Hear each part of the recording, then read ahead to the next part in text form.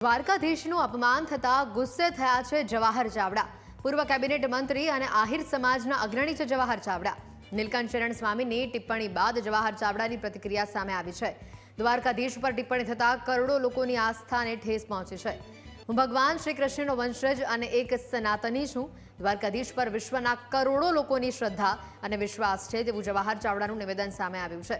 આ સાથે જ તેઓએ કહ્યું છે કોઈ પણ સંપ્રદાયના પુસ્તકોમાં તેમની હાજરી વિશે ટિપ્પણી હોય તો તેને દૂર કરવામાં આવે તાત્કાલિક ધોરણે।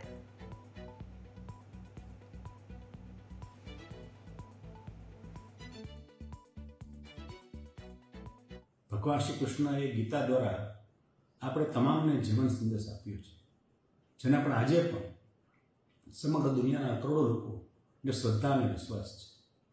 કોઈ પણ સંપ્રદાયના મૂળ ધાર્મિક પુસ્તકોમાં ભગવાન શ્રી કૃષ્ણ કે દ્વારિકામાં તેમની હાજરી વિશે ટિપ્પણી ના જ કરી હોય ને જો હોય તો તે દૂર પણ કરવી જોઈએ। હિન્દુ ધર્મ કે કોઈ પણ દેવી દેવતાઓ વિશે કોઈ ટિપ્પણી કરવાથી કરોડો લોકોની આસ્થા અને દુઃખ પહોંચે છે।